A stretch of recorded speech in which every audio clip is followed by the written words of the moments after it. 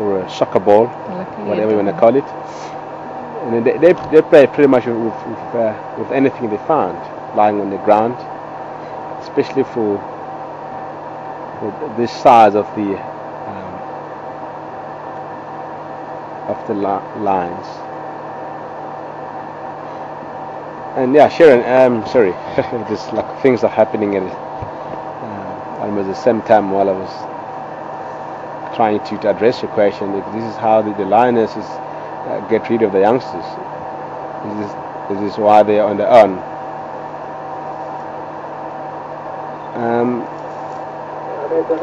I'm not too sure if these youngsters are completely independent from now on.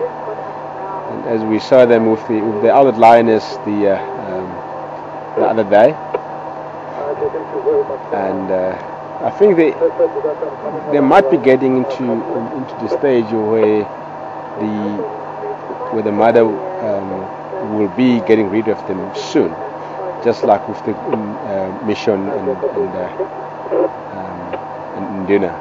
So the mother will be getting rid of them soon, probably the next 2 or 3 months or so, or longer than that, perhaps. So, but I do not think these youngsters will be able to survive on their own at this age. So it is just very complicated what is happening with the Styx Lions and Mapojos at the moment. As I had a very long chat about the conflict between the Styx Lions and the Mapojos. So maybe they're just on the tryouts. See if they can be able to survive on their own without the mothers. But what I've seen with the lions in the Kruger, and it was a very big part of lions that had 8 sub-adults, and they got rid of them. And within 3 months, and those youngsters were not doing well in terms of hunting, and they were very, very skinny, and then they returned to the adults, and they stay with them for a while, and then they kill something for them, they eat, and then they recovered from the starvations, but eventually they get rid of them, and then they never return to the parents, because by then they were old enough and experienced enough to be able to survive on their own. So yeah, it is just very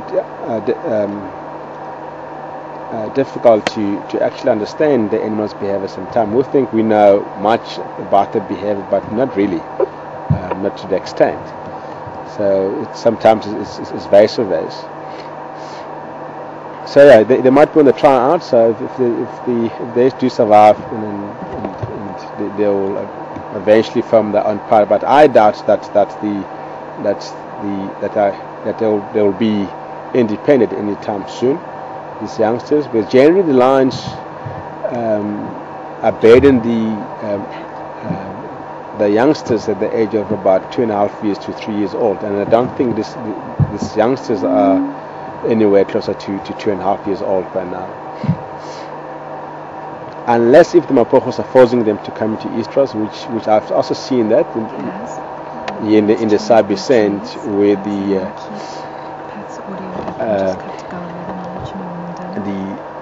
the lionesses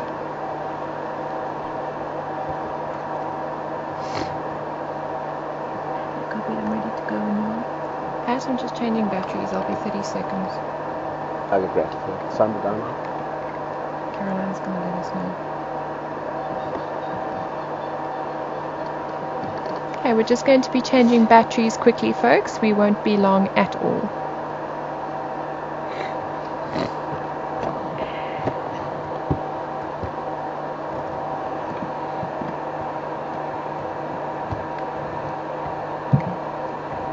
Okay, Kaz, just let me know when you go to Gari.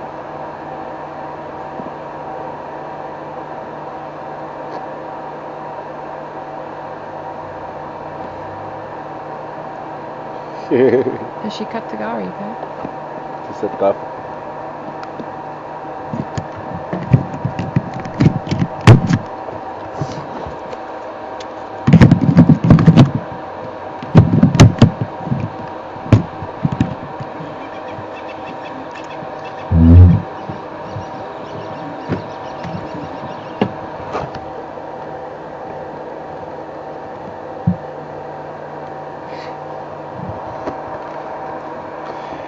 Okay, folks, welcome back. If you've got any questions, just send them through to Final Control at Safari.tv, and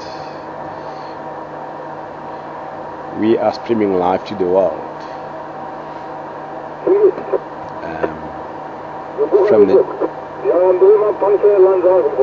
from Juma Game Reserve.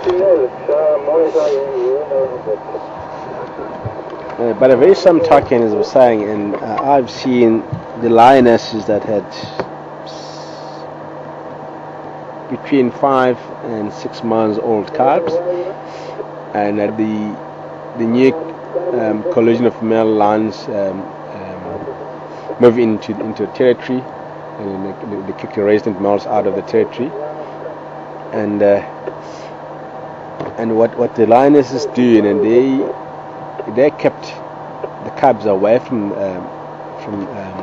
this new collision of lions.